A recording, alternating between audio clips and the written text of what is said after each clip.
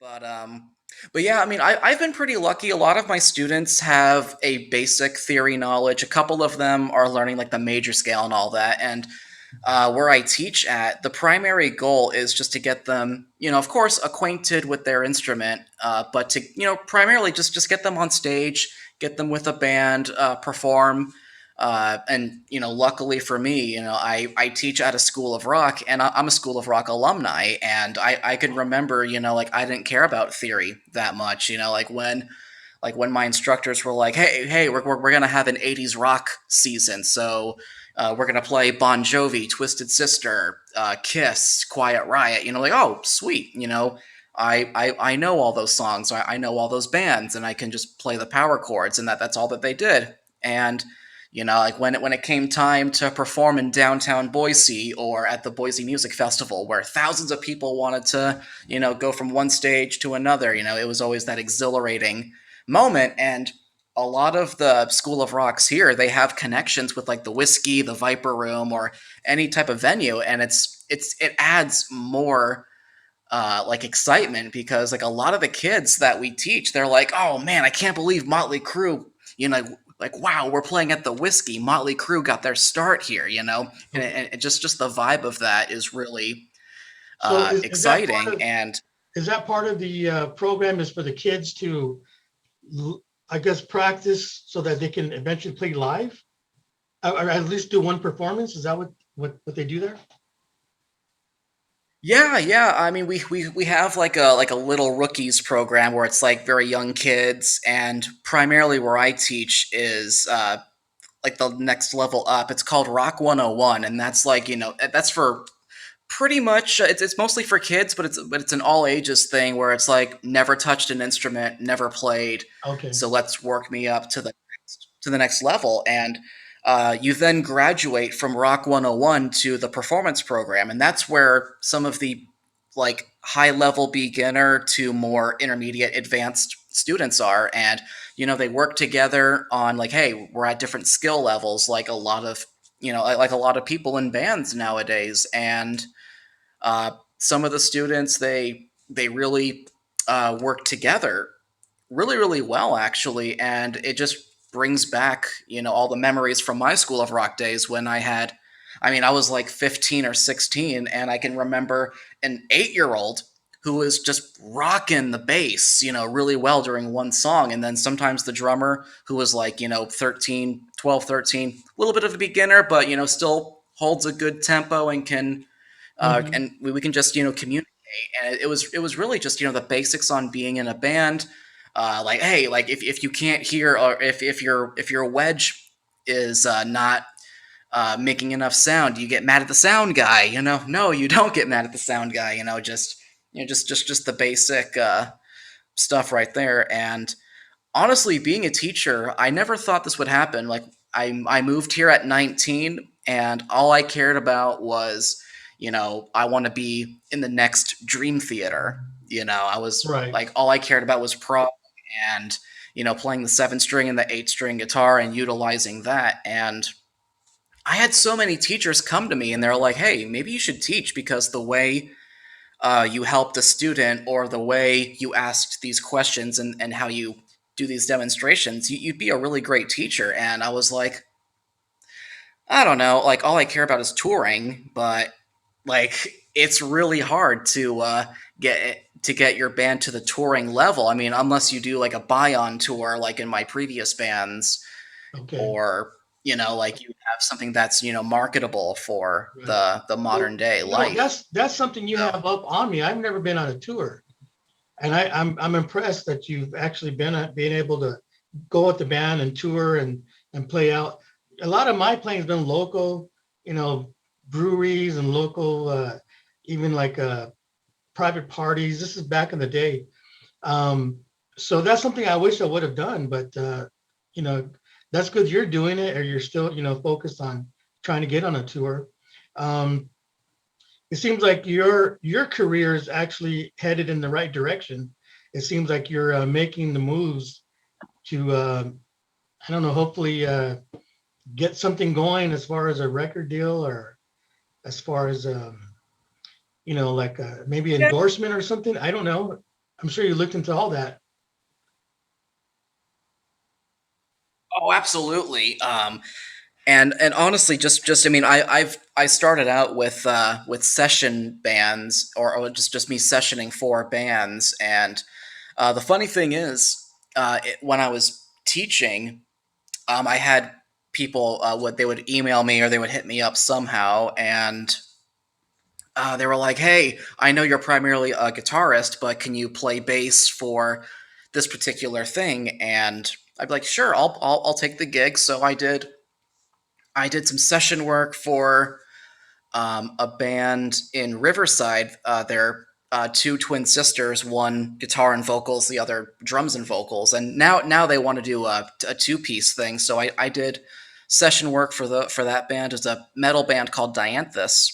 And after that, I did a tour with a progressive metal band from Venezuela called Sifting, and they're actually doing really well. They got signed a couple years back, and they're doing really well as well. And then I sort of migrated from one band to the next. Sometimes I would get together with a band. We have a couple of shows, a couple of rehearsals, and uh, to the point where some bands had really like well made music videos and actual award winning bands. And it's kind of a bummer when a lot of them don't really have the drive to really move forward. And I mean, no disrespect, I totally get that that a lot of people, they have to work. I mean, California in general is really expensive, and it's really hard to get into the rock and metal scene. Uh, And the previous band, actually, the band before I joined this other metal band, I actually quit this band back in August. But before I joined my recent band that I left a few months ago, it was like this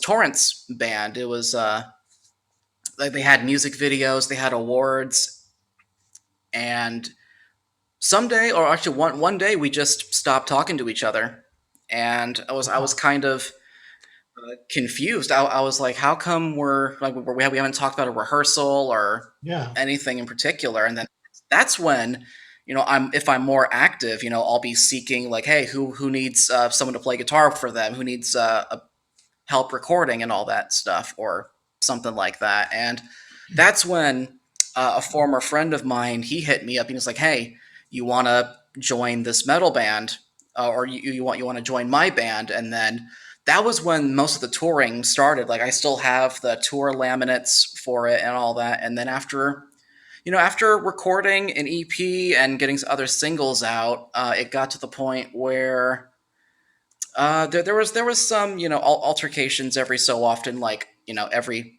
band, every group has something similar. And then it just got to the point where I was like, I think I'm happier being a teacher. And metal has always been there for me, but ever since I had here it is, ever since I had this instructor, and I always kept him in mind. Hmm. It's a GIT instructor. You probably remember him as well. But ever since I had Oh yeah. Dan Gilbert, Yep. He's still there, huh? oh, he is. He's been my all-time favorite teacher at MI. And, just backtracking, like I would remember, like key phrases. Like I have my binder right next to me. And once I go through all the jazz papers, Right. but there was a class we had, and I still keep this quote with me no matter what. And ooh, this is a big packet. I still have all So, my handouts too. oh, perfect. So I had a class with Dan, and I've had multiple classes with him, and you won't be able to read my illegible handwriting. But Dan always started class, like the first day of class, no matter what class it was. He had a quote: "If you know where it is, then you know where it isn't." And I don't know why that quote always stuck with me, and I wrote it on the top of this packet. And this is just a basic 2-5-1 pattern, and how Dan would attack it, and then he gave a space below like the space right here, for example. Like, hey, now come up with your Mhm. own type of thing for this 251. And honestly, it doesn't sound like much, but if you know where it is, then you know where it isn't. Like Right. I was Hmm. like the biggest thing for me, like the most like eye opening and just brain blasting piece of information was the cage system. Like with taking basic open position chords like the C chord, you can move that shape around and it becomes your scale pattern or a new chord pattern. And Right. I pretty much practiced the cage system like for hours and hours, and I never knew that there was more than one way to play a scale. And when I quit my recent metal band, I was like, you know what? Like this stuff that I've been teaching for all these years, like why don't I just just keep up with that? And just at the same time, metal was kind of dying out as an interest for me to play, professionally, and I was more of Right. a jazz guy when I graduated MI. Well, So you know what? Do you think what happened is that your ears got a little bit more selective as far as music, and maybe your mind kind of opened up to more, jazz harmony and theory type ideas and more not sophisticated music, a little bit more advanced music. You think that happened to you? sure, yeah, definitely. And honestly, because growing up, like I always originated guitar or like categorized guitar as more of a primary rock, metal, and of course I'm a big Stevie Ray Vaughan fan, so I loved Nice. blues, Eric Clapton, He's one of my favorites. and whenever exactly, yeah, definitely. And like it was just funny because growing up in high school, like middle school, high school, I was in the school jazz band and the school concert band, and I was actually a sax player. And when it came time for jazz band, I was like, should I try guitar for the jazz band? And then I was like, I like saxophone a lot more. And when it came to jazz, and Hmm. I always had like this negative point for jazz guitar because I just couldn't stand it. And uh, it wasn't until I had a class with Dan Gilbert when I was like, you know what, this jazz fusion thing is kind of cool. So it was different than regular, big band jazz that I was Right. so used to. Right. And of course, it was like right when I was about to graduate. I had about two more quarters left. I had my class with Dan Gilbert for the first time, and everyone like loves Dan, and like every single alumni that I knew, every student that I knew, they were like, "Oh, dude, Dan Gilbert is amazing. You have to have this guy as your teacher." Yeah. And every single time I tried getting him, like student services would always say, "Oh, no, Dan's all booked up." And I'm like, Wow. fine." So I finally had a core class with him, and it was a class called Advanced Musicianship Concepts, which was literally like your single string, your guitar technique, Hmm. performance stuff, you know, all combined. And, Dan really broke everything down and just made it super fun. And I was like, you know what? If Dan can teach that way, I mean, why not I? Well, I'm going to tell you, you have a personality that is, I think, tailor made for teaching, as far and as well as your the way you convey a message or an idea. It sounds like you might. I think you might want to stick with that, don't, and as well as performing when you can. But I think teaching might be your thing. Definitely, and I appreciate you telling me because like the funny thing is I'm wearing my GIT shirt. My Yeah. it's I have two of these already, and and honestly, like every single time I'm on YouTube, I'm always searching for the old MI videos, and I love them. And like there was, and I saw your video.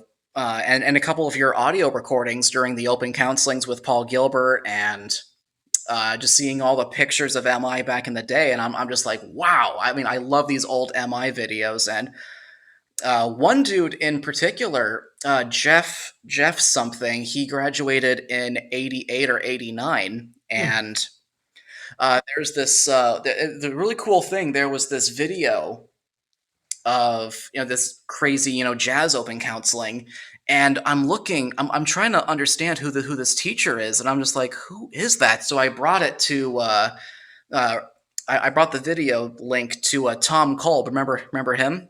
Yeah. Uh-huh. I've heard of, So I brought. but I don't think he was there when I was teaching. He's a instructor at GIT. Yeah, yeah. He kind of has a resemblance to Rod Stewart.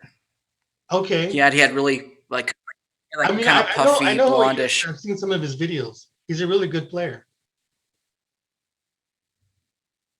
Definitely, I had an open counseling or a private lesson with him, and I'm like, all right, Tom, I recognize a couple of people in this video, but I don't know who this guy is. And it was a guy shredding on this Ibanez, and he Hmm. was like, oh, that's Scott Henderson, and I'm like, Oh, that's Scott Henderson, and he's like, yeah, yeah. And then the next video, it panned to Paul Gilbert doing a private lesson, and I was like, oh yeah, Paul Gilbert taught here, didn't he? So it was just really cool seeing everyone in their younger days, yeah. and another part of the video there was like a wall of albums that teachers were doing Hmm. or what teachers have made, and I actually happened to have one of Dan Gilbert's vinyls. And funny thing is, I should have brought it out here. So I'm gonna I'm gonna check migrate it out. over in this part of my unit.